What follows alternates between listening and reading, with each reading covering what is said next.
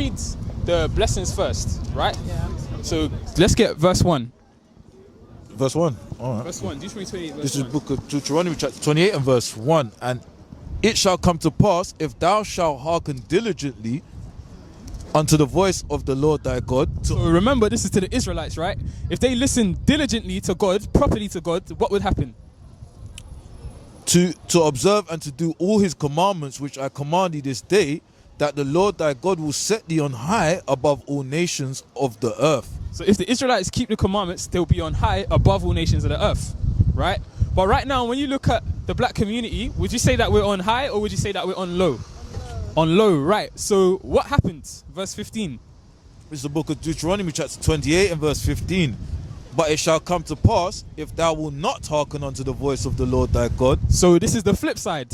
The same way it shall come to pass in the future, if you don't listen to what God says, to observe to do all his commandments and his statutes which I command thee this day. and you Israelites, you don't keep his commandments, what do you think will happen?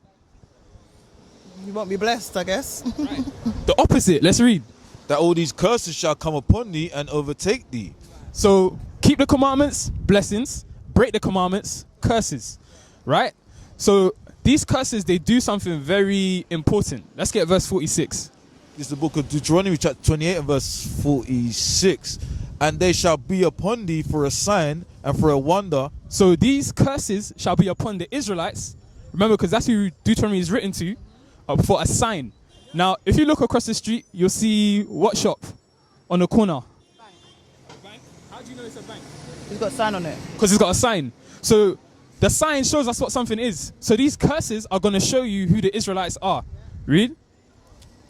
And for a wonder, and upon thy seed forever. And these curses will be on the Israelites' seed, meaning their children, forever. Meaning whoever these curses fit today, that's who the Israelites are. Does that make sense? Mm-hmm. Yeah, makes sense. Let's get verse 32. Verse 32. Thy sons and thy daughters shall be given unto another people. So one of these curses is that you Israelites, sons and daughters, will be given unto another people, meaning another race of people. Who does this sound like so far? Us. Based on what? History. What history? What in particular? Slavery. Right, slavery. So we're going to read on and show you that our history is in the Bible, and our history proves that we are the Israelites according to the Bible. Read. And thine eyes shall look and fail with longing for them all day long, and there shall be no might in thy hand. Because if, for example, we're related, we're brother and sister, right? They come and they get me, and they take me to America, but you're still on the West Coast. Is there anything you can do to get me back? What now? Say we're back in slavery, right? No. So that's what it says. When there's no might in your hand, you have no power to do anything. Although your children, your sons, your daughters will be taken from you, you can't do anything to get them back. That's our history, right? Verse 37. Verse 37. Thou shalt become an astonishment, a proverb, and a byword among all nations, whither the Lord shall lead thee. So the Lord, another curse is that will become an astonishment, a proverb, and a byword. An astonishment is something that you're surprised at. So when we look at our community, it's like shocking the way that we live in. That's what it's talking about. World star. Yeah? World star, all these different types of things. That's an astonishment. A proverb is a wise saying. So when people say, if you want to hide something from a black man, put it in a book. When people say all these different connotations and things, these stereotypes that people attach to our people, that's one of the curses. And a byword. Forever. Is it going to be forever? Like a curse forever? Right, we're going to show you what the solution is. Let's get to that bit. I know about all this bit. I want to get to the solution though. But it's important that we understand the problem first. Because if you don't acknowledge, right. Yeah? As a solution. Right. So do you understand that you're an Israelite? Yeah. No, I've always known that, yeah. Right. So the solution, we're going to get that now. Deuteronomy. No, that's fine. That's fine. Deuteronomy chapter 10 and verse 12. This is the book of Deuteronomy chapter 10 and verse 12. And now, Israel, what doth the Lord thy God require of thee? So you understand you're an Israelite, right? So what does God require you to do? Read. But to fear the Lord thy God, to walk in all his ways, and to love him, and to serve the Lord thy God with all thy heart and with all thy soul. Verse 13. To keep the commandments of the Lord and his statutes which I command thee this day for thy good. So the solution is to keep God's commandments. Plain and simple, right? So the next question should be what? Now that I know the solution is to keep God's commandments, how do I keep God's commandments, right? So we're going to show you a couple commandments. The bus comes every 5 minutes. I know it goes around the corner, but still, this is important information, and this is information that is actually going to build up the community again, right? Let's get Deuteronomy 22 verse 5. It's the book of Deuteronomy chapter 22 and verse 5. The woman shall not wear which pertaineth unto a man. So women shall not wear that which belongs to a man. Read. Neither shall a man put on a woman's garment. The same way, neither shall a man. Right. That's what do you think a man's garment is? Boxer shorts. Boxer shorts, right? All right, let's flip it on his head. What would you say is a woman's garment? A skirt. Right. A skirt. Oh, bra. Yeah. Knickers. Yeah. A dress. Right. A leggings. Well, it depends because like leggings, men wear leggings in football to keep women to jog and stuff. So it just right. It depends on the intention behind. But generally, for example, if we approach you, right, and we were in a dress or a skirt or something like that, you'd think that's a woman's garment, right? So typically, what is a man's garment then? What do men typically wear? What do men typically wear? Baggy jeans, I guess. What do men? That's the answer. To put it in a plain way, right? But to put it in a plain way, well, remember, this is the thing. Remember, a man is not to put on a woman's garment, right? And a woman is not to put on a man's garment. That's what we are reading. And remember, the commandments is the thing that is going to be the solution, right? So we're going to show you a scripture to show you that the trousers was actually given to the men. Yeah? What are we supposed to wear when we're cold? We're going to give you the solution, right? Let's get the one in Daniel. Daniel chapter 3 verse 21. So we're going to show you, according to the Bible, that trousers were given to men. And when we're showing you these things, it's not to get onto you, or it's not to say that, you're wicked or you're evil, but like I said, it's the solution, right? It's the solution, right? That's what we're looking to do. And there's a reason why the Most High actually ordained for our sisters to wear the skirts, the dresses, the things that you said that are women's clothing. Read. This is the book of Daniel chapter 3 and verse 21. Then these men were bound in their coats, their hosen, and their hats, and their other garments. You hear that? It says these men were bound, meaning were clothed in their coats, their hosen. Hosen is another word for trousers, right? That's what trousers is. So it's showing you that in the Bible, the ones that wore the trousers were the men.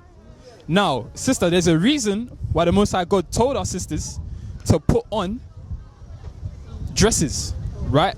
Let's get 1 Timothy 2 and verse 9. There's a reason behind it, right? Let's read that. This is the book of 1 Timothy chapter 2 and verse 9. In like manner also that women adorn themselves in modest apparel. So women adorn themselves in modest apparel. I want you to read this as well. It says modest of a woman, which is what we're talking about, right? The woman's apparel, dressing or behaving so as to avoid impropriety or indecency, especially to avoid attracting sexual attention. The jeans. But sister, remember, we're reading a few things, right? So every time that you step out in jeans, I know you don't have a long coat, a long covering, right? But this is the thing. Even a jacket that you are wearing is in the sort of style as a dress. Do you see what I'm saying? It's in that dress sort of style. And in doing so, it's helped to cover you a bit, right? The trousers, let's be honest, underneath most times, right? Underneath most times, you're not supposed to be doing it, right? Sister, this is and remember we read in Deuteronomy 22 and 5, right? The woman is not to wear that which pertains to a man, right? And we also read that the men were given the hosen, the trousers, right? And we've been reading this whole time because we're looking for the solution, right? That's what we're looking for. The solution is the keeping of God's commandments. So if we really, as sisters as well, wanted that solution, wanted to keep God's commandments, we will just humble down and say, okay, let me just keep this, right? I want to show you something about wearing the dress and the skirt as well. Let's go back to 1 Timothy. Let's go back to 1 Timothy. What do you want? 1 Timothy 2 verse 9.